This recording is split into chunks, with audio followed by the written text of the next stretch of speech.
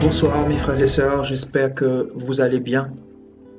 Alléluia, en ce samedi 17 novembre 2018, voilà, je suis content de partager la parole avec vous. Alléluia, gloire à Dieu. Donc ce soir, nous allons étudier sur ce thème, la convoitise. Donc un thème très profond parce que, comme vous le savez, ce monde, la base de ce monde, c'est la convoitise. Amen. Depuis Genèse 3, ce monde est bâti sur la convoitise. Et voilà, nous allons partir dans la parole du Seigneur pour essayer de comprendre ce que c'est que la convoitise. Nous irons notamment dans pas mal de passages bibliques. Et pour commencer, je veux vous inviter à prendre vos Bibles dans 2 Rois à partir du chapitre 5 au verset 15.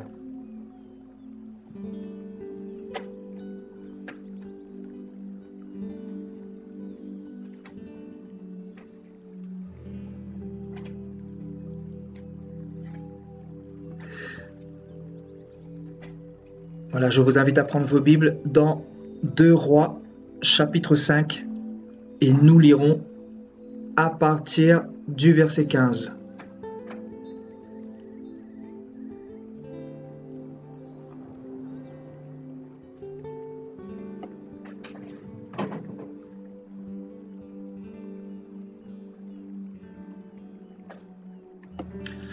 Naaman retourna vers l'homme de Dieu avec toute sa suite. Lorsqu'il fut arrivé, il se présenta devant lui et dit : « Voici, je reconnais qu'il n'y a point de Dieu sur toute la terre si ce n'est en Israël. Et maintenant, accepte, je te prie, un présent de la part de ton serviteur. » Élisée répondit : « L'Éternel dont je suis le serviteur est vivant.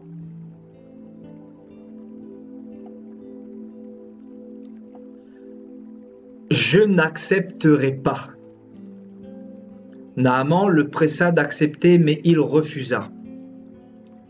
Alors Naaman dit : « Puisque tu refuses, permets que l'on donne de la terre à ton serviteur une charge de 2 mulets, car ton serviteur ne veut plus offrir à d'autres dieux ni holocauste ni sacrifice. Il n'en offrira qu'à l'Éternel. Voici toutefois ce que je prie l'Éternel de pardonner à ton serviteur. Quand mon maître entre dans la maison de Rimon pour s'y prosterner et qu'il s'appuie sur ma main, je me prosterne aussi dans la maison de Rimon. Veuille l'Éternel pardonner à ton serviteur lorsque je me prosternerai dans la maison de Rimon. » Élisée lui dit : « Va en paix. » Lorsque Naaman eut quitté Élisée et qu'il fut à une certaine distance,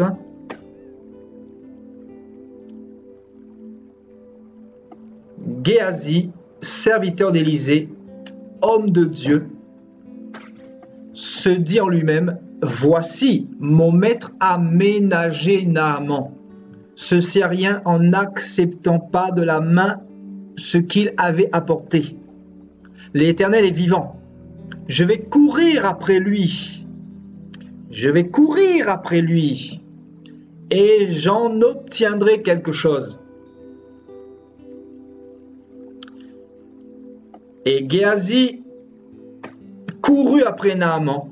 Naaman, le voyant courir après lui, descendit de son char pour aller à sa rencontre et dit : « Tout va-t-il bien ? » Verset 22. Il répondit : « Tout va bien. Mon maître m'envoie te dire : voici, il vient d'arriver chez moi 2 jeunes gens de la montagne d'Éphraïm, d'entre les fils des prophètes. Donne pour eux, je te prie, 1 talent d'argent et 2 vêtements de rechange. »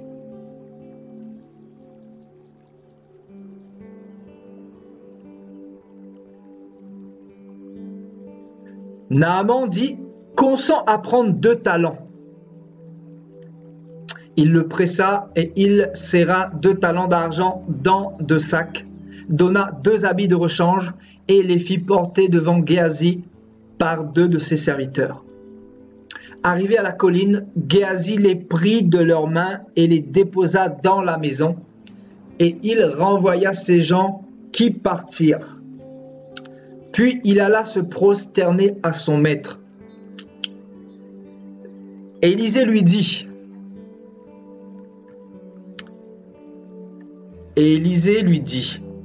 « D'où viens-tu, Géasi ?»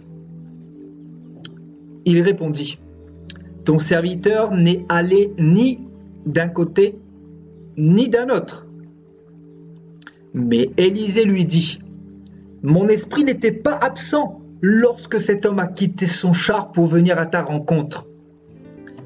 Est-ce le temps de prendre de l'argent et de prendre des vêtements, puis des oliviers, des vignes, des brebis, des bœufs, des serviteurs et des servantes ?» Et le verset 27 nous dit, « La lèpre de Naaman s'attachera à toi et à ta postérité pour toujours. » Et Géasi sortit de la présence d'Élisée avec une lèpre comme la neige. Alléluia. En lisant ce chapitre-là, l'Esprit m'a ouvert les yeux sur quelques passages. C'est pour ça que, avec le Seigneur, ça ne sert à rien de programmer à l'avance parce que Dieu nous dirige par son Esprit. Et je bénis notre Seigneur Jésus-Christ pour sa parole ce soir, pour le message qu'il va nous donner ce soir. Alléluia. Donc, on va monter un peu plus haut. Donc, ici, bien évidemment, dans ce chapitre de 2 Rois, chapitre 5, il est question du grand général syrien, d'un grand général syrien qui s'appelle Naaman, et qui va se rendre en Israël parce qu'il avait entendu dire qu'en Israël, il y avait un grand prophète qui faisait des guérisons, qui faisait des choses terribles et qui était capable de lui rendre pur, bien évidemment par rapport à sa lèpre. Et comme vous savez, la lèpre représente aussi en fait cette maladie extérieure, cette maladie associée à la peau. Donc, ce général syrien souffrait terriblement du côté de la Syrie. Donc c'était quelqu'un de très éminent du gouvernement syrien. Donc c'était une figure dans la hiérarchie élevée. Et quelqu'un va lui parler du prophète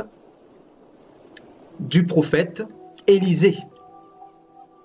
Amen. Et là, il va se mettre en chemin et il va aller rencontrer le prophète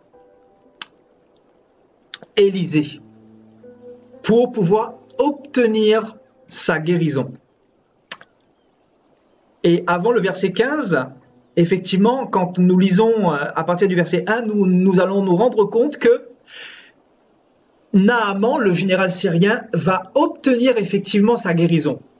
Élisée va lui dire d'aller se plonger 7 fois dans les eaux du Jourdain. Je répète.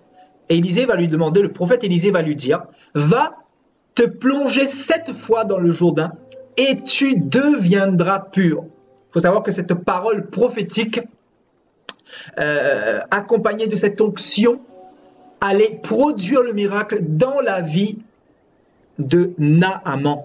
Et Naaman a reçu sa guérison quand il a effectivement effectué ces 7 plongeons dans les eaux du Jourdain. Et quand il va relever, frères et sœurs, il va revenir vers le prophète Élisée. Et il dira, voilà, donc Naaman va retourner vers l'homme de Dieu, et lorsqu'il va arriver, donc le verset 15, il dira, « Voici, je reconnais qu'il n'y a point de Dieu sur toute la terre, si ce n'est en Israël. » Donc il va reconnaître que le seul Dieu qui guérit, c'est le Dieu d'Israël, c'est le Tout-Puissant, c'est celui qui a créé le ciel et la terre. Et il va dire, et maintenant accepte, je te prie, un présent de la part de ton serviteur. Donc, il va vouloir, d'une manière naturelle, récompenser le prophète Élisée. Vous suivez jusqu'à maintenant? Amen. On continue. Et là, Élisée va dire au verset 16, « L'Éternel dont je suis le serviteur est vivant. Je n'accepterai pas ton présent. Bien que tu aies trouvé la guérison par mon intermédiaire, mais néanmoins, je n'accepterai pas ton présent. » Et Naaman va le presser d'accepter ces cadeaux. Vous savez, les présents, c'est quoi? Ce sont des cadeaux. Ce sont les bénédictions des hommes. Donc, Naaman va le presser de nouveau d'accepter ces cadeaux-là. Mais Élisée va refuser une nouvelle fois. Et le verset 17 nous dit, « Alors Naaman dit, puisque tu refuses, permets que l'on donne de la terre à ton serviteur, une charge de 2 mulets, car ton serviteur ne veut plus offrir à d'autres dieux ni holocauste ni sacrifice. Il n'en offrira qu'à l'Éternel. » Donc ici, il a été touché par sa guérison et il va comprendre que il n'y a point d'autre Dieu que le Dieu d'Israël. Donc forcément, son désir, c'était d'offrir des holocaustes et des sacrifices à ce Dieu-là, au lieu d'offrir des sacrifices à son Dieu d'Égypte, son Dieu de Syrie, bien évidemment. Et il va dire, « Voici, toutefois, ce que je prie l'Éternel, c'est de pardonner à ton serviteur. » Donc, quand mon maître entre dans la maison de Rimon pour s'y prosterner et qu'il s'appuie sur ma main, je me prosterne aussi dans la maison de Rimon. Veuille l'Éternel pardonner à ton serviteur lorsque je me prosternerai dans la maison de Rimon. Et Élisée va lui dire, « Va en paix. » Et c'est ainsi que Naaman va quitter le prophète Élisée. Amen. Donc, Naaman va quitter le prophète Élisée pour se rendre en Syrie. Voilà, pour refaire le chemin pour repartir dans sa patrie. Donc ici, avant d'aller plus loin, il est important de souligner que le prophète Élisée va refuser, bien évidemment, les dons, les cadeaux provenant de Naaman, le grand général syrien. Pourquoi va-t-il refuser, selon vous? Nous avons la réponse, avant d'aller plus loin. Nous avons la réponse dans Deutéronome chapitre 7. Allons faire un tour dans Deutéronome chapitre 7, avant d'aller plus loin. Là, nous ne sommes pas encore rentrés dans le message. Pourquoi Élisée va refuser le cadeau de Naaman? Ici, le Seigneur dira par Moïse, « Vous brûlerez au feu les images taillées de leurs dieux. Tu ne convoiteras point et tu ne prendras pour toi point l'argent et l'or qui sont sur elles, de peur que ces choses ne deviennent un piège pour toi. Car elles sont en abomination à l'Éternel ton Dieu. Tu n'introduiras point une chose abominable dans ta maison, afin que tu ne sois pas, comme cette chose, dévouée par interdit. Tu l'auras en horreur, tu l'auras en abomination, car c'est une chose dévouée par interdit. » Donc ici, nous apprenons que le Seigneur avait strictement interdit au peuple d'Israël de prendre l'or et l'argent provenant de d'autres nations, provenant des nations impies, des nations qui adoraient d'autres divinités, des nations qui adoraient des démons, qui adoraient Rimon, comme en Syrie. Donc Élisée fut instruit justement par rapport à cette prérogative. Et il va se souvenir de cette parole de Deutéronome 7, 25. « Tu ne convoiteras point et tu ne prendras point pour toi l'argent et l'or qui sont sur elle. » Souvenez-vous que le grand général syrien a voulu justement donner de l'or et de l'argent, des présents, des cadeaux au prophète Élisée. Donc tu ne convoiteras point, tu ne prendras point pour toi l'argent et l'or qui sont sur elle, et de peur que ces choses ne deviennent pour toi un piège. Voilà la raison, frères et sœurs. De peur que ces choses ne te deviennent un piège. Pourquoi un piège? Retenez le verset 25. Regardez. Le Seigneur dit, tu ne convoiteras point. Donc la première chose, le Seigneur demande de ne pas convoiter. Pourquoi? Parce que cela pourrait devenir un piège. Et Élisée aurait pu se détourner à ce moment-là de son Dieu, notamment du commandement de son Dieu. Et bien plus loin, nous savons que la convoitise ouvre des portes à de nombreux égarements, à de nombreux pièges. Vous voyez, donc la convoitise, en fait, est une porte. La convoitise est une digue qui ouvre d'autres portes à d'autres péchés. Et finalement, ça nous éloigne de Dieu. C'est pour cela que le Seigneur demandait clairement de ne pas emmener l'or et l'argent étrangers dans nos maisons. Parce que la maison que nous avons doit être sainte.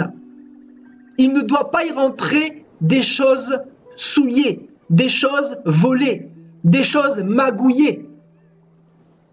Parce que, comme vous le savez, dans les nations, il n'y a pas les lois de Dieu. Donc, il y a du commerce, il y a du vol, il y a des marchandises impies, etc. Donc, le Seigneur ne voulait pas que l'or et l'argent des nations entrent dans Israël. Et il dira, car elles sont en abomination à l'Éternel, ton Dieu. Amen. Vous suivez jusqu'à maintenant, frères et sœurs? Vous suivez? Alléluia. Tu n'introduiras point une chose abominable. Vous voyez, donc une chose abominable. Parce que devant le Seigneur, tout ce qui vient des nations, quand je dis des nations, c'est bien évidemment du monde païen, du monde babylonien. Tu n'introduiras point une chose abominable dans ta maison. Vous voyez, dans ta maison, afin que tu ne sois pas, comme ces choses, dévouées par interdit. Tu l'auras en horreur, tu l'auras en abomination, car c'est une chose dévouée par interdit. Amen. Donc, nous allons repartir dans 2 Rois, chapitre 5. Donc, Élisée avait compris cela. Il avait compris qu'il ne fallait pas convoiter cette offre provenant du grand général syrien qui s'appelle Naaman. Et il va, frères et sœurs, refuser à nombreuses reprises, à 3 reprises plus exactement. Parce que Naaman va lui faire cette offre 1 fois, 2 fois, et même la 3e fois, Élisée ne va pas montrer de l'importance par rapport à tous ces cadeaux que Naaman voulait lui offrir. Vous voyez, tout simplement parce qu'il avait connaissance des lois de son Dieu. Il savait ce qui était écrit dans le livre de Deutéronome chapitre 7. Amen. Donc, continuons. Va en paix. Voilà, donc il va dire à Naaman, va en paix. Donc, lorsque Naaman eut quitté Élisée et qu'il fut à une certaine distance, Géasi, donc ici rentre en jeu le serviteur d'Élisée. Vous voyez, Géasi. Suivez toujours. Donc, Géasi, c'était le serviteur du prophète Élisée. Donc, homme de Dieu qui se dit en lui-même, il va se dire en lui-même, en fait, Géasi va se dire en lui-même, quand le général Naaman va s'éloigner d'Élisée à une centaine de distance, voici mon maître à ménager Naaman. Il va se parler à lui-même en fait. Dans son cœur, oh my God, dans son cœur, il va se parler à lui-même. Dans ses pensées, il va se parler à lui-même. Vous voyez? Voici mon maître a ménagé Naaman, ce Syrien, en n'acceptant pas de sa main ce qu'il avait apporté. L'Éternel est vivant. Voici mon maître a ménagé Naaman, ce Syrien, en n'acceptant pas de sa main ce qu'il avait apporté. L'Éternel est vivant. Et qu'est-ce qu'il va dire? Je vais courir après lui. Donc, Géasi, le serviteur d'Élisée, va se mettre à courir à la suite de Naaman. Et il dira, j'en obtiendrai quelque chose. Vous voyez, donc, ici, frères et sœurs, Géasi va se mettre à convoiter, premièrement dans son cœur. Donc, premièrement, il va se mettre à convoiter l'offre que Naaman a voulu faire à Élisée.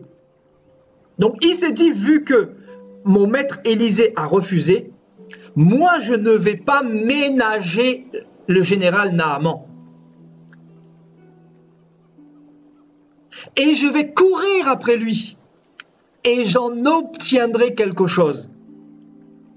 Donc ici, on apprend que la convoitise commence premièrement, bien évidemment, dans le cœur.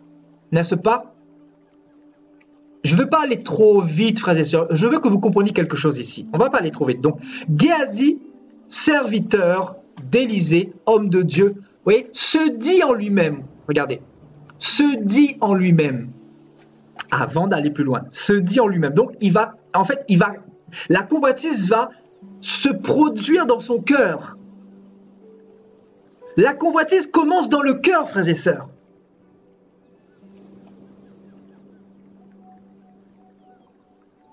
Et regardez ce que Jacques nous dit. Jacques chapitre 1.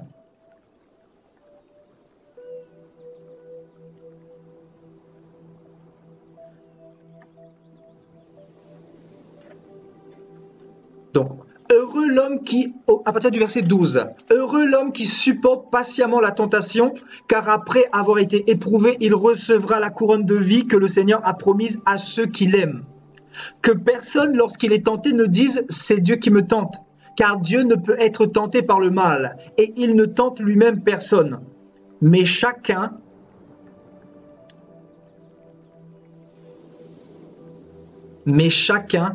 lorsqu'il est tenté, mais chacun est tenté quand il est attiré et amorcé par sa propre convoitise. Donc, ici, le serviteur d'Élisée, Géasi, va être attiré et amorcé par sa propre convoitise. Donc, dans le cœur de Géasi était en train de naître de la convoitise par rapport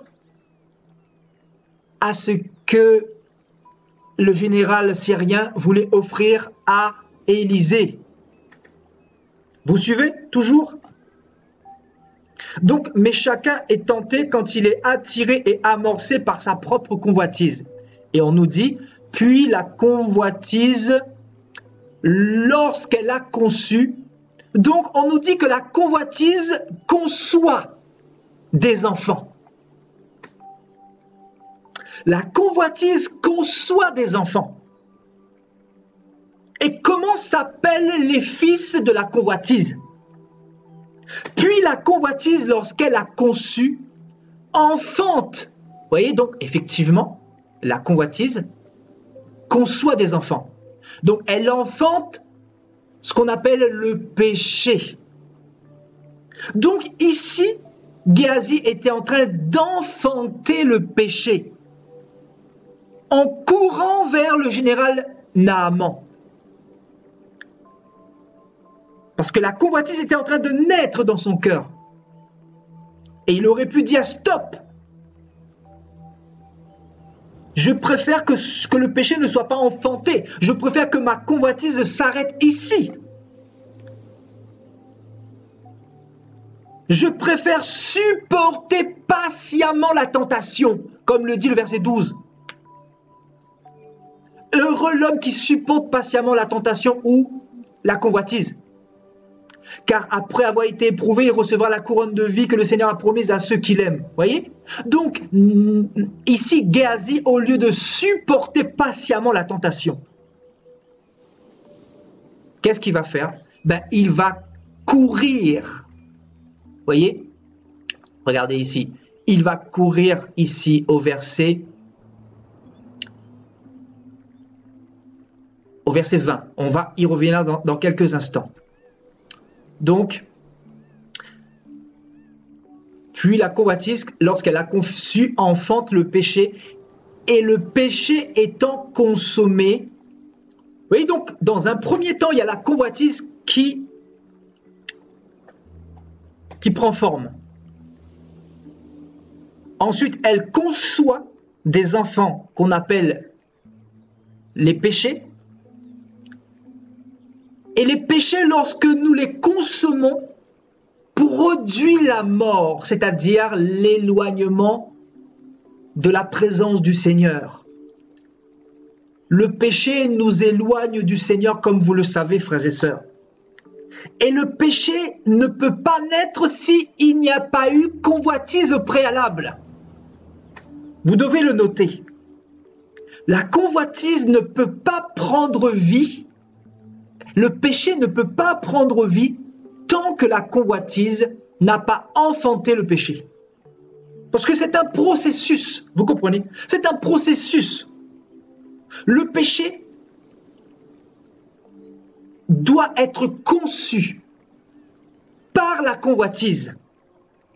Et la convoitise prend naissance dans le cœur de l'homme. Donc l'homme, premièrement, commence à convoiter. Puis il enfante le péché.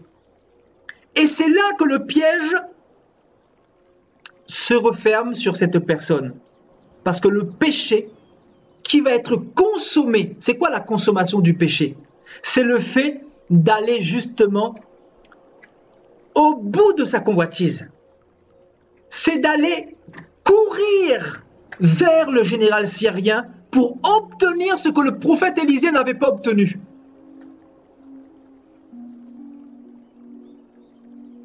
Donc le péché étant consommé produit la mort. Donc en fait ici, le général, le serviteur Géasi était en train d'expérimenter une mort spirituelle à cause de sa convoitise. À cause tout simplement de sa convoitise. Vous voyez ?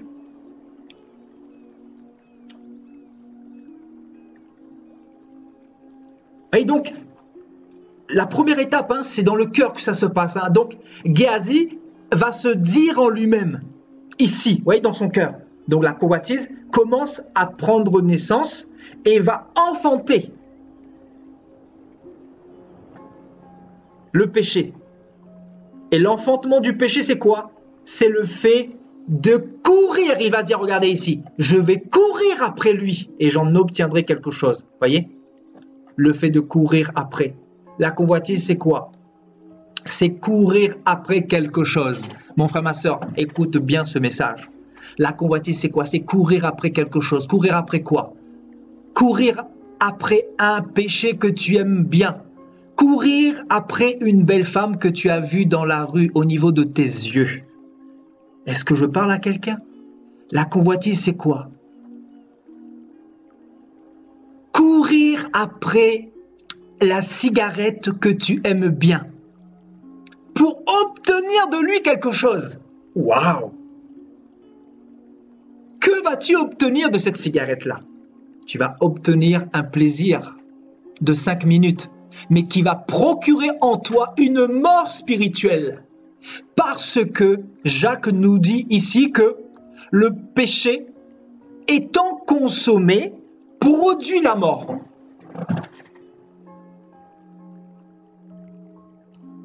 Et ici, Géasi va se mettre à courir après le général syrien, Naaman. Et il va dire, j'en obtiendrai quelque chose. Donc après quoi cours-tu aujourd'hui? Pour obtenir quelques gouttelettes, si je puis dire, de bien-être. Après l'alcool, tu crois peut-être que l'alcool est une solution? Après quoi cours-tu aujourd'hui? Après la haine envers quelqu'un? Le manque de pardon envers quelqu'un? Après quoi cours-tu aujourd'hui pour en obtenir une satisfaction? Qu'est-ce qui te procure satisfaction par rapport à un péché vers lequel tu te diriges? Quel est ce péché vers lequel tu cours? C'est-à-dire, c'est peut-être une femme. Ce péché qu'on appelle la fornication. Tu couches avec ton petit copain, ta petite copine, alors que tu n'es pas marié. Que dis-tu en ton cœur chaque jour de ta petite et minuscule vie que Dieu te donne? Après quoi cours-tu dans cette vie de vanité pour obtenir quelques moments de sensation? La masturbation peut-être, je ne sais pas. Après quoi tu cours? Courir ici, c'est convoiter.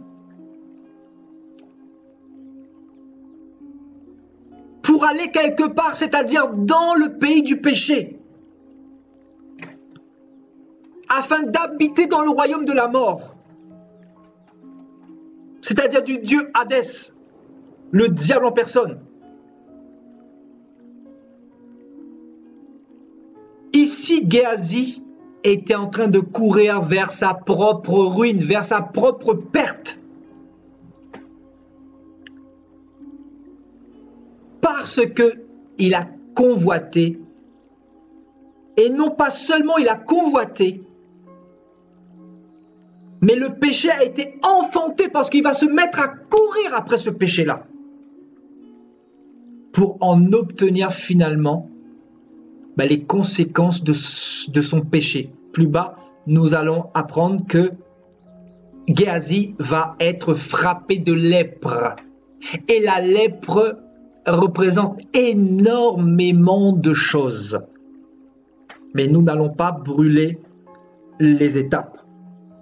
La lèpre représente beaucoup de choses. Vous voyez, donc, je vais courir après lui et j'en obtiendrai quelque chose. Et le verset 21, et Géasi courut après Naaman. Vous voyez, donc il va courir après Naaman.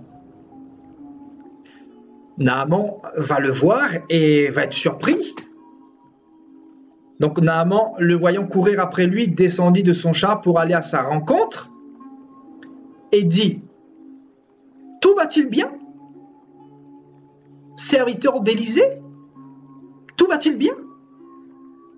En fait, il se posait la question, mais pourquoi le serviteur d'Élisée est-il revenu vers lui? Il répondit, « Tout va bien. » Ah oui, tout va bien. La convoitise remplie dans son cœur. Vous voyez? Et il va dire, « Mon maître m'envoie te dire. » Donc, le mensonge, donc la convoitise, est une digue qui ouvre la porte à d'autres péchés. Donc, le péché qu'on appelle le mensonge. Parce qu'ici, il va se mettre à mentir. Il va prétendre que le prophète Élisée l'avait envoyé vers Naaman pour lui dire, « Voici, il vient d'arriver chez moi 2 jeunes gens de la montagne d'Éphraïm, d'entre les fils des prophètes. Donne pour eux, voyez donc, regardez le mensonge, donne pour eux, je te prie, 1 talent d'argent et 2 vêtements de rechange. » Vous voyez le vice de Géasi ici. Donc il va se mettre à mentir. Voilà, mon maître m'envoie chez toi pour te dire que il y a 2 jeunes gens de la montagne d'Éphraïm qui viennent d'arriver d'entre les fils des prophètes. Attention, il va vraiment mettre l'accent sur les fils des prophètes, parce que c'était des prophètes. Et il s'est dit que il faut forcément un appât pour que Naaman craque Et sachant que c'est le prophète Élisée qui a guéri Naaman, ben forcément, ben Naaman va aller céder. Et forcément, ben Naaman a effectivement cédé. Et qu'est-ce qu'il va demander au général? Un talent d'argent et 2 vêtements de rechange. Le verset 23, Naaman dit « Consent à prendre 2 talents ». Donc Naaman va lui donner plutôt 2 talents, qui va bien évidemment satisfaire amplement le serviteur Géasi. Il le pressa et il serra 2 talents d'argent dans 2 sacs, donna 2 habits de rechange. Vous imaginez un peu? Donc, il va demander 1 talent d'argent et 2 vêtements de rechange. Et il va recevoir 2 talents d'argent dans 2 sacs et 2 habits de rechange. Et il va les faire porter devant Géasi par 2 de ses serviteurs. Donc, nous allons continuer. Le verset 24 nous dit, arrivé à la colline, donc Géasi va retourner en Israël, va retourner vers son maître, le prophète Élisée, si vous suivez toujours. Donc, il va retourner vers Élisée. Et donc, Géasi les prit de leurs mains et les déposa dans la maison. Et il renvoya ces gens qui partirent. Puis, il alla se présenter à son maître. Élisée lui dit, « D'où viens-tu, Géasi ?» Il répondit, « Ton serviteur n'est allé ni d'un côté ni d'un autre. » Donc, en fait, ici, il va se mettre à mentir au prophète Élisée, qui avait l'esprit du Dieu Tout-Puissant en lui, l'esprit de révélation. Et ici, le prophète Élisée va être averti par Dieu lui-même. Et Dieu va dire à Élisée, ton serviteur Géasi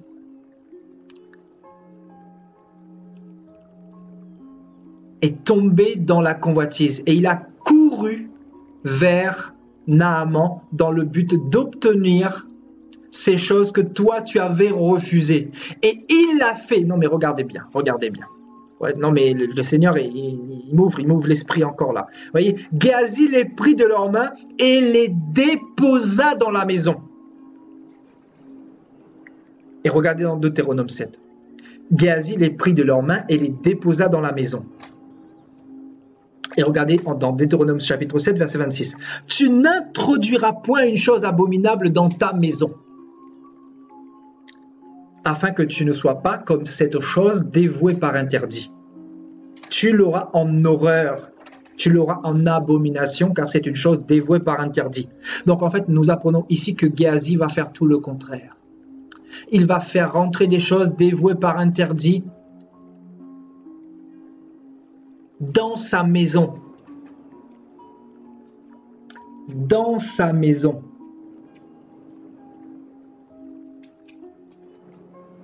Voyez?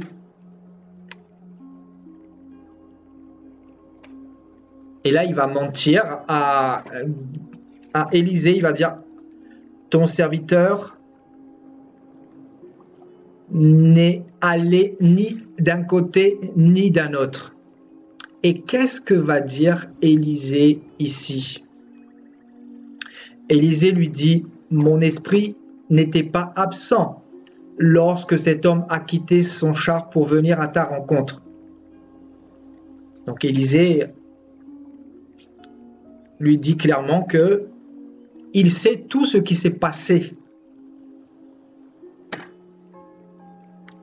Et il va dire ici, est-ce le temps de prendre de l'argent et de prendre des vêtements?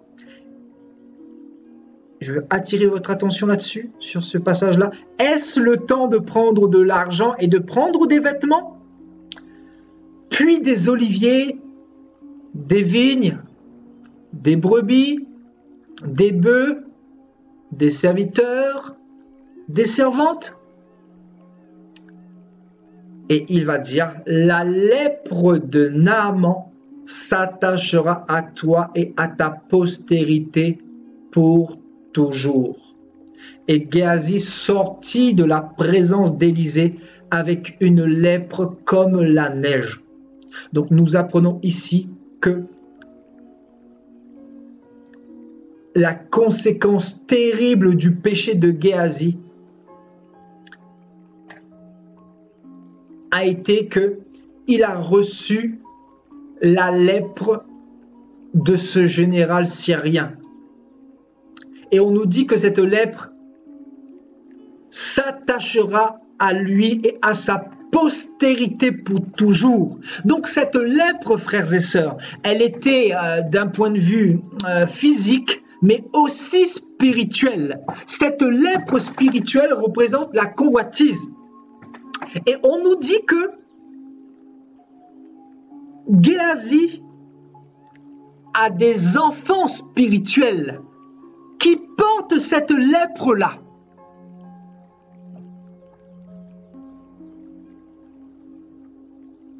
Et cette lèpre, c'est quoi? C'est cette maladie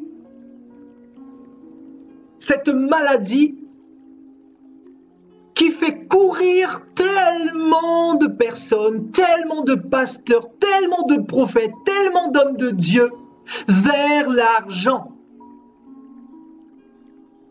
Vous voyez, est-ce le temps de prendre de l'argent? Donc nous comprenons que beaucoup de pasteurs, de prophètes, de docteurs, d'évangélistes, de diacres, tout ce que vous voulez, de prêtres, de papes, sont les fils spirituels de Géasi. Parce qu'ils sont frappés également de lèpre. Et un cochon n'engendre pas des poules, comme vous le savez. Donc ici, on nous parle de la postérité de Géasi. Géasi a une postérité. Géasi préfigure quoi ici? Préfigure la convoitise. Et nous voyons cette convoitise dans le cœur de beaucoup de pasteurs aujourd'hui dans cette fin des temps. Nous voyons que beaucoup de pasteurs aiment plus l'argent que les brebis du Seigneur. Nous voyons des pasteurs qui aiment plus le vêtement, s'habiller d'une manière classe, se pomponner confortablement, que prendre soin des brebis du Seigneur. Donc ce sont des pasteurs qui sont frappés de lèpre spirituelle, parce que ce sont des fils de Géasi, tout simplement. Géasi qui représente la convoitise. Vous voyez, donc, écoutez-moi bien. Élisée le prophète, rempli du Saint-Esprit de Dieu, rempli de l'esprit de sainteté, de l'esprit de ce seul et unique Dieu, parce qu'il n'y a pas 50 000 dieux. Parce que beaucoup vont vous dire, oui, mais Jésus, voilà, prospérité, tout ça. Il n'y a pas 50 000 façons de voir les choses. Nous avons le Dieu saint, le Dieu du contentement. Paul dira, si vous avez le boire et le manger, voilà, cela vous suffira. Donc la piété avec le contentement, voilà notre Dieu. Voilà quel est le Dieu que nous suivons. Le Dieu qui nous donne ce cœur pour la piété avec le contentement. Tandis que beaucoup de pasteurs ne sont jamais contents, ne sont jamais satisfaits parce qu'ils ont des églises de 50 personnes, ils vont vouloir des églises de 500, puis de 5000, puis de 15 000, puis de 50 000. Et ensuite, ils vont vouloir des vêtements, ils vont vouloir de l'argent parce que les églises d'aujourd'hui sont, comme vous le savez, bâti sur ce fondement démoniaque de la prospérité. Tout simplement, vous savez pourquoi? Parce qu'ils descendent, il ne faut pas chercher loin, Je sais que beaucoup se posent des questions, mais comment se fait-il que des pasteurs, au lieu de prêcher au peuple le royaume des cieux, le salut, l'enfer éternel, le châtiment éternel, la crainte de Dieu, au lieu de prêcher les choses essentielles, pourquoi prêchent-ils des choses qui n'ont rien à voir avec le royaume des cieux, comme l'argent, comme l'évangile de prospérité, comme l'évangile du matériel, comme l'évangile de ce siècle présent? Comment se fait-il qu'ils vont prêcher ces choses-là, alors que pour nous, les hommes de Dieu, les enfants de Dieu, c'est une évidence que nous devrions prêcher le salut, la crainte de Dieu, parce que c'est la sanctification qui est primordiale pour voir le Seigneur. Ce n'est pas d'être béni financièrement, ce n'est pas d'avoir de belles choses dans ce monde, parce que tu peux tout avoir dans ce monde, mais si tu n'es pas sanctifié, tu vas aller quand même en enfer. Tu peux être béni matériellement et spirituellement, tu n'es pas béni comme Géasi. Géasi n'était plus béni spirituellement parce que une lèpre s'est attachée à lui. Et cette lèpre, c'est la maladie de beaucoup de chrétiens aujourd'hui, de beaucoup de pasteurs aujourd'hui en 2018. Cette lèpre frappe de plus en plus de personnes. Cette lèpre plante dans le cœur des chrétiens la convoitise, la passion pour les choses d'en bas, la passion pour les choses mondaines, la passion pour les choses terrestres, la passion pour les choses éphémères, la passion pour la vanité.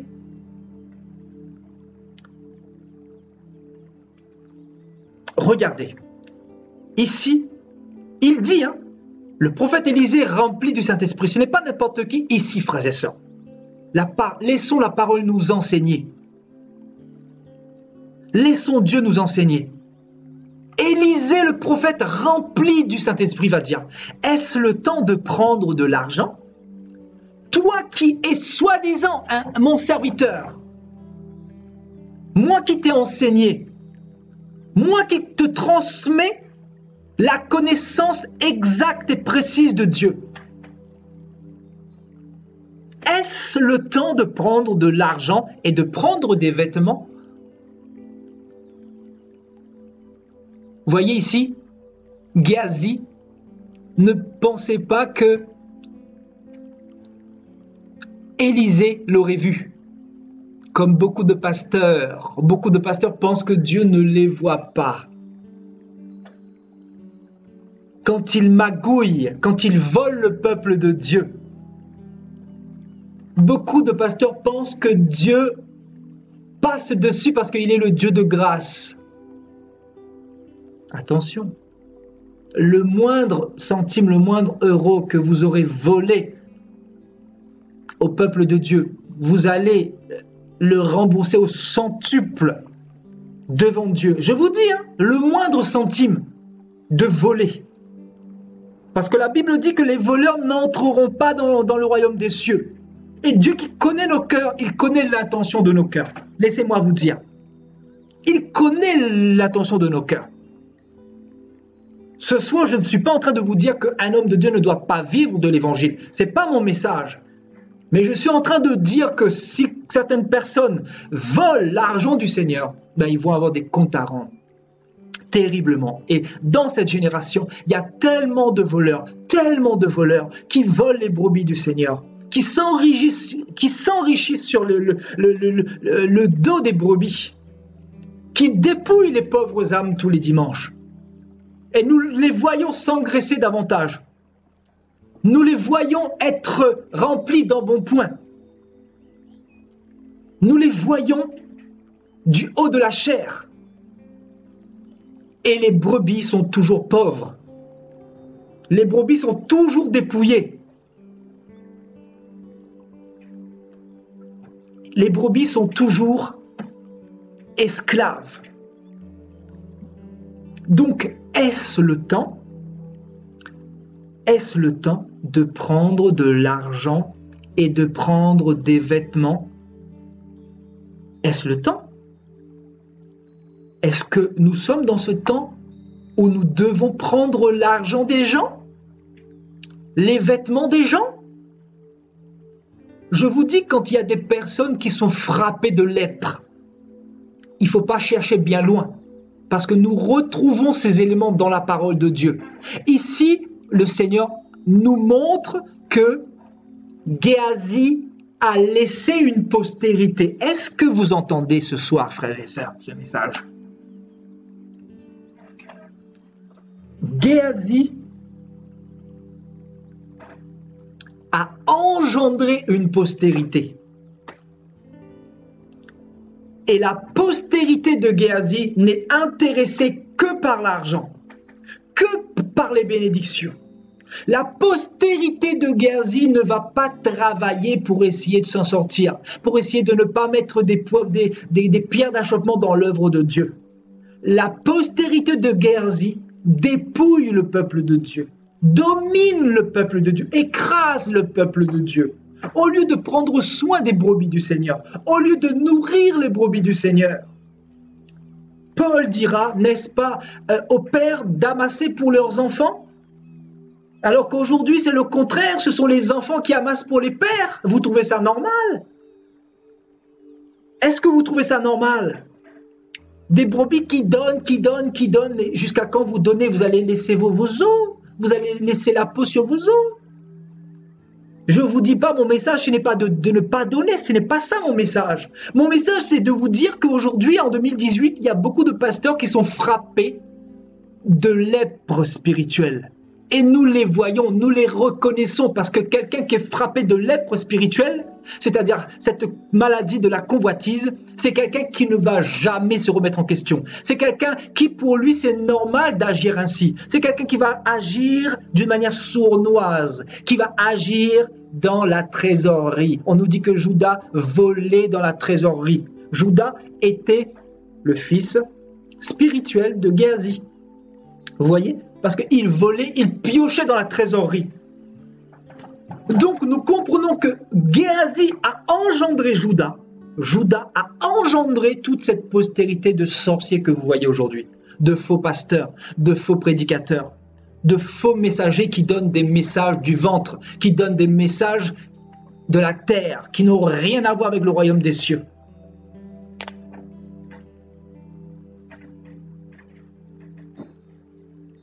Donc, il ne faut pas essayer de chercher trop loin.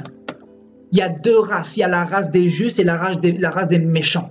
Il y a la race des bergers qui prennent soin du troupeau, qui accompagnent le troupeau, qui prennent soin du troupeau, qui donnent pour le troupeau, qui donnent de leur temps, de leur argent, qui donnent.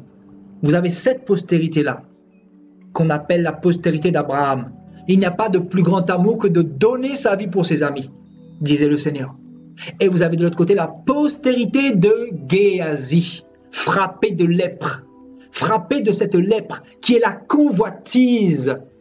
Et la convoitise ouvre, cette convoitise qui est une digue ouvre la porte au péché. Et le péché étant consommé produit la mort. Et là, le Seigneur me parle de l'église de Laodicée dans Apocalypse 3. Le Seigneur dira, tu passes pour être vivant, mais tu es mort.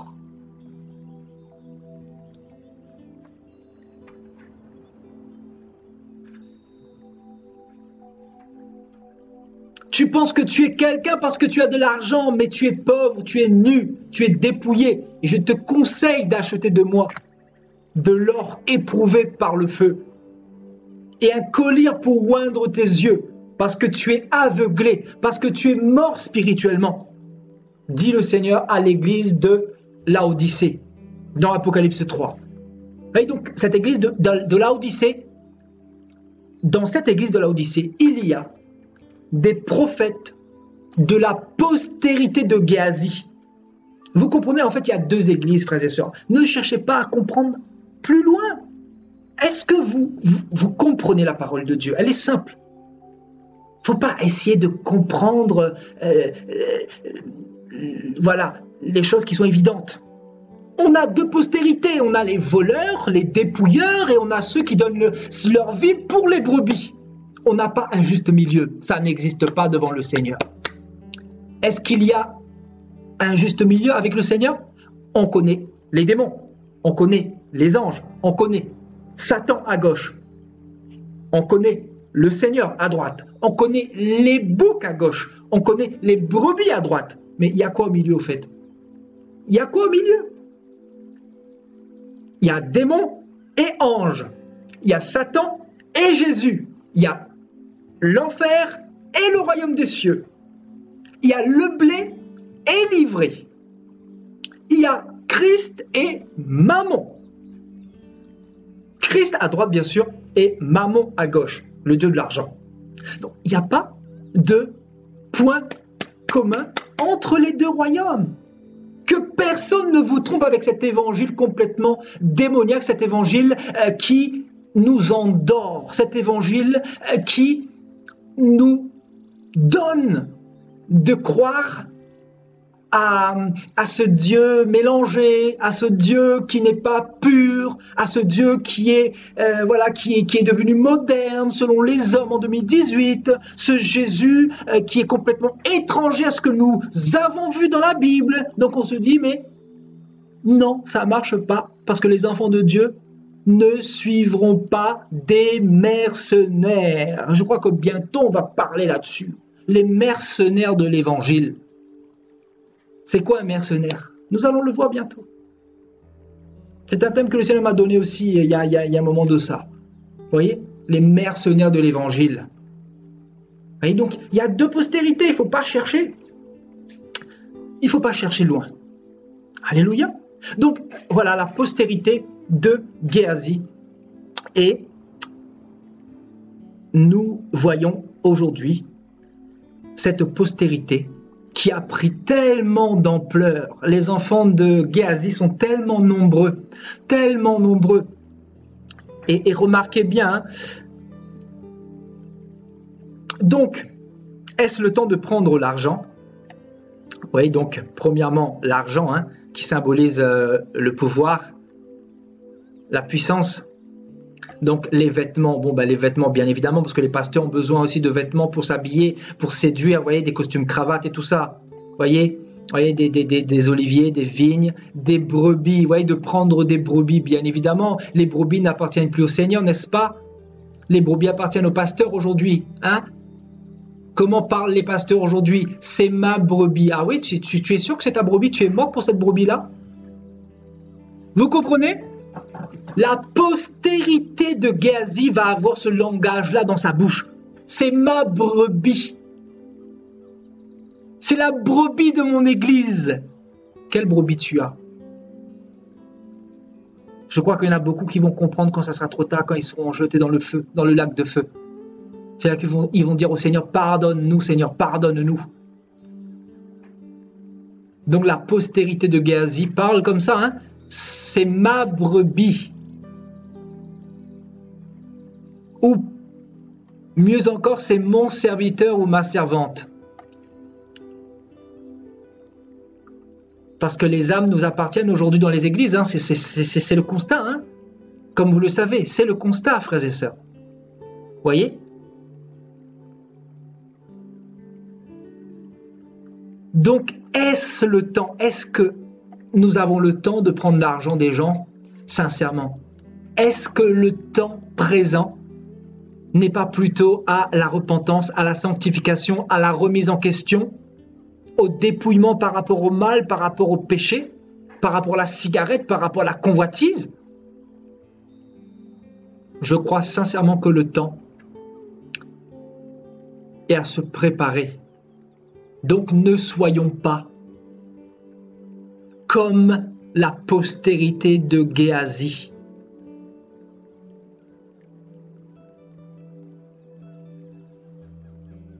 Parce que nous retrouvons sa postérité. Voyez, donc la lèpre de Naaman s'attachera à toi et à ta postérité pour toujours. Pour toujours. Donc c'est prophétique, frères et sœurs, c'est prophétique. Donc cette lèpre s'est attachée à... Le Seigneur ici est en train de parler à qui? Pour Élisée qui était prophète. Il est en train de prophétiser sur cette génération, bien sûr.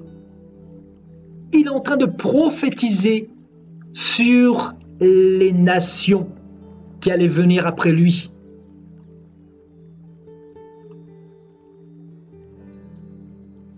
Et nous voyons des Géasi spirituels dans nos églises aujourd'hui. partout dans les nations, au Vatican.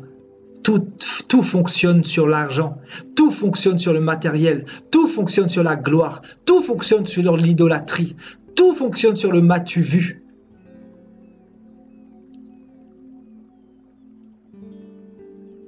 Tout fonctionne sur le matérialisme.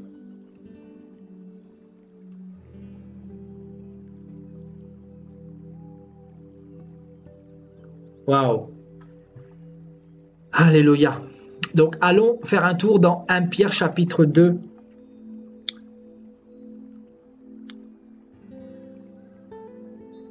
Au verset 11.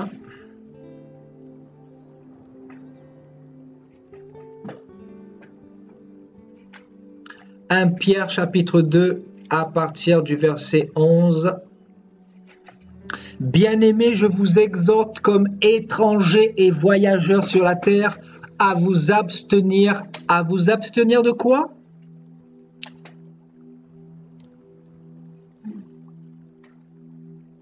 À vous abstenir des convoitises charnelles qui font la guerre à l'âme.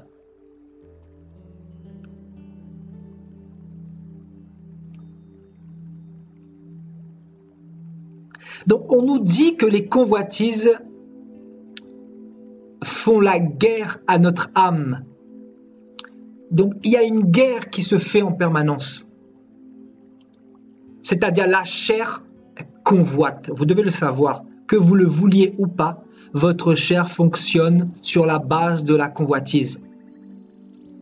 Et c'est l'Esprit de Dieu qui vous permet de dominer cette convoitise-là.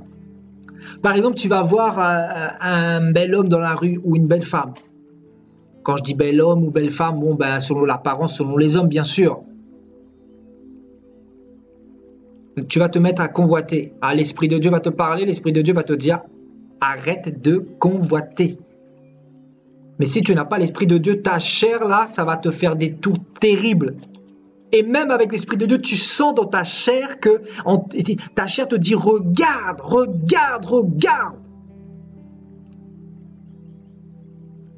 Donc la convoitise est attachée, vous devez le souligner, au vieil homme, à la chair, à l'homme animal. Et l'Esprit de Dieu nous permet de dominer cette convoitise-là, cette chair littéralement. Amen. Allons un peu plus loin dans 2 Pierre, chapitre 1, à partir du verset 3.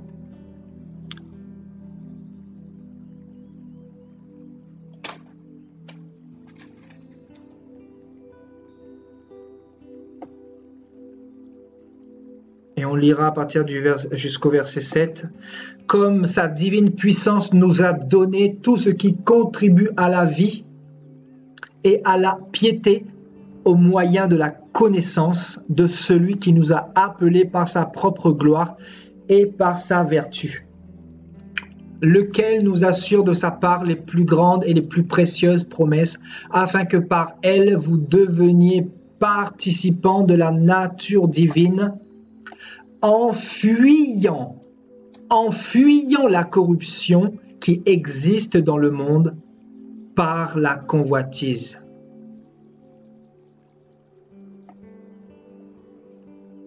Voyez?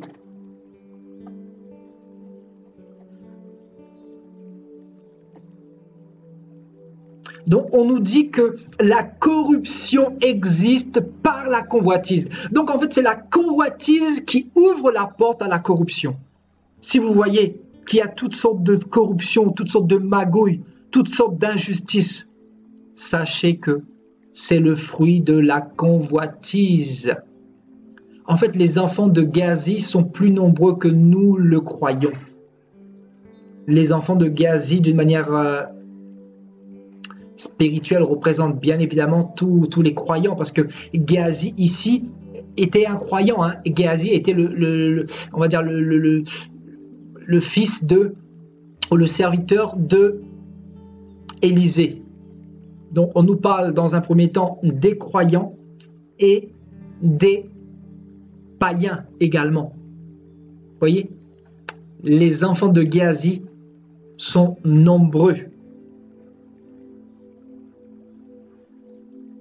Donc la corruption existe dans le monde par la convoitise. Donc la corruption prend naissance à partir de la convoitise. Quand je vous disais tout à l'heure que la convoitise était une digue qui ouvre d'autres portes à diversité de péchés.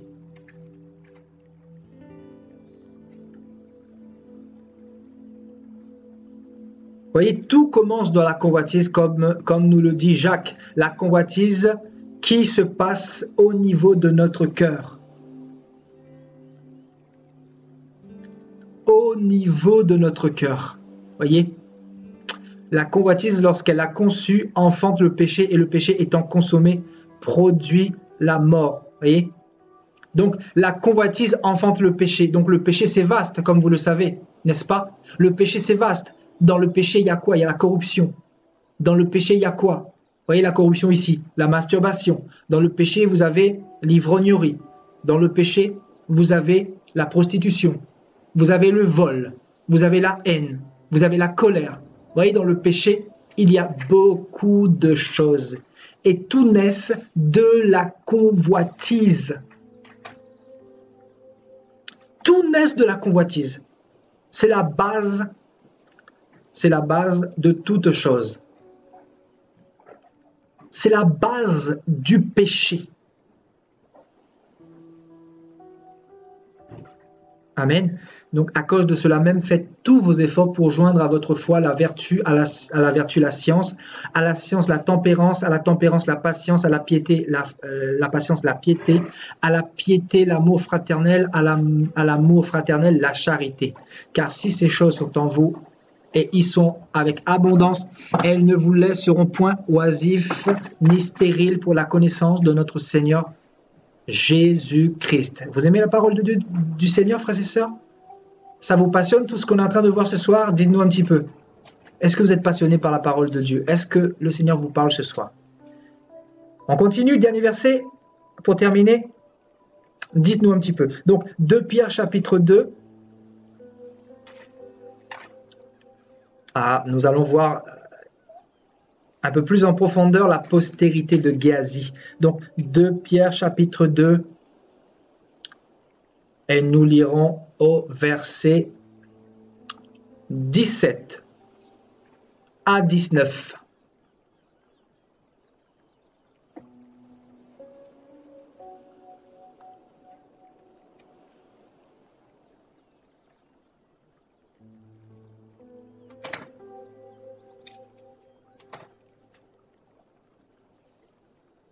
Ces gens-là sont des fontaines sans eau. On nous parle de qui ici? Des faux prophètes. On est bien d'accord? Pierre ici nous parle des faux prophètes. Ces gens-là sont des fontaines sans eau, des nuées que chasse un tourbillon. L'obscurité des ténèbres leur est réservée. Avec des discours enflés de vanité, ils amorcent par les convoitises de la chair. Vous voyez, on ne viendra pas vous amorcer par la spiritualité de Christ, mais par des convoitises attachées à la chair. Les faux prophètes ne vous auront jamais avec autre chose que la convoitise. Vous savez, la convoitise, c'est comme une hameçon. Convoitise est égal hameçon. Et les poissons qui sont autour de ces hameçons-là. Vous savez, la convoitise qui est un hameçon représente quoi? On a vu tout à l'heure l'argent, la prospérité, le matérialisme. Ça peut être le mariage, la convoitise, ça peut être le mariage. Tu t'attaches tellement au mariage, tu convoites plus le mariage que Dieu. La convoitise, ça peut être un homme, tu convoites plus ton homme que Dieu. La convoitise peut être, je ne sais pas, peut-être le chocolat. Tu convoites plus le chocolat que Dieu. La convoitise peut être n'importe quoi. Convoitise est également idolâtrie. Vous voyez, dans la convoitise, nous retrouvons également le péché de l'idolâtrie. Parce que Géasi était idolâtre, était devenu idolâtre du matérialisme. Donc, les faux prophètes amorcent par les convoitises de la chair, par des dissolutions, ceux qui viennent à peine d'échapper aux hommes qui vivent dans l'égarement. Ils leur promettent la liberté quand ils sont eux-mêmes esclaves de la corruption. Vous voyez, la corruption engendrée par la convoitise. Car chacun est esclave de ce qui a triomphé de lui. Je ne sais pas qu'est-ce qui a triomphé de toi, qu'est-ce qui a triomphé de nous et qui n'est pas de Dieu, frères et sœurs. Posons-nous les bonnes questions. Et je pense personnellement que nous aurons tellement de choses à dire encore par rapport à la convoitise. Je pense vraiment que je vais faire un deuxième volet mercredi prochain, parce que je crois qu'il y a beaucoup de choses encore à dire. Vous savez, il y a des choses que je n'ai pas dites. Le Seigneur, voilà, on aurait pu partir dans notamment Exode 20, où le Seigneur parle dans le décalogue notamment, vous voyez, le décalogue, donc les 10 commandements, le Seigneur nous parle justement de la convoitise à nombreuses reprises. Donc je pense que nous aurons l'occasion de plonger à nouveau notre regard mercredi à 20h30, si Dieu le veut, dans une deuxième partie, frères et sœurs. Alléluia. Voilà, donc je crois que ce message a été plutôt clair, hein, donc je crois que le Seigneur nous a fait comprendre certaines choses. Et nous allons nous arrêter ici pour ce soir, frères et sœurs.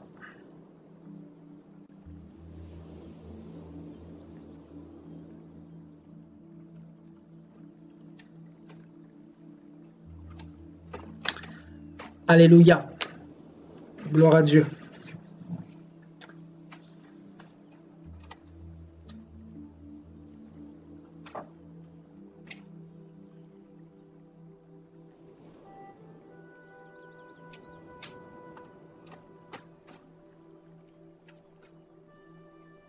Donc, il y a Jean-Joseph Fernandez qui nous dit bon, merci pour cet enseignement, etc. Donc, j'aimerais savoir ce qu'il est écrit dans la Bible, ce qu'il est possible de faire pour se laver de l'enfantement de la convoitise.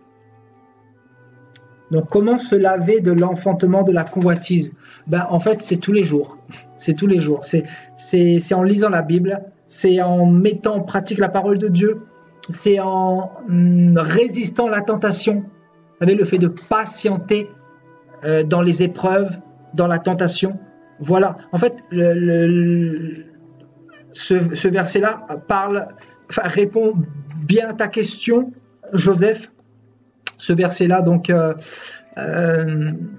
Jacques chapitre 1 au verset 12. Donc, un des éléments, c'est de supporter patiemment la tentation. Parce qu'en supportant, nous ne péchons pas. Même si la convoitise est là, ben, nous supportons et nous nous sanctifions surtout. Nous lisons la parole qui nous purifie. Nous prions, la prière également nous lave. Amen. La prière également nous lave. Donc, il est important d'avoir en sa possession tous les éléments. Et notamment Éphésiens 6, bien évidemment, pour prendre toutes les armes de Dieu, l'épée de la parole, la prière, tout ça, les fruits de Dieu. C'est très important pour pouvoir se sanctifier tous les jours. Voilà, c'est pas compliqué. Mais c'est sûr que si nous sommes dans la distraction ici et là, nous ne passons pas suffisamment de temps dans la présence de Dieu, bah forcément, la convoitise va devenir évidente dans notre vie. Pourquoi? Parce que la chair, c'est la convoitise, en fait, la chair. Donc, Il faut pouvoir dominer ça. Et pour dominer ça, ben, il faut être rempli du Saint-Esprit, rempli de la présence de Dieu, rempli de la connaissance de la parole de Dieu. Lire les psaumes, lire les proverbes, lire les évangiles, enfin, méditer la parole de Dieu. Voilà, tout simplement, frères et sœurs. Voilà le conseil qui marche pour moi et qui marchera pour vous, frères et sœurs.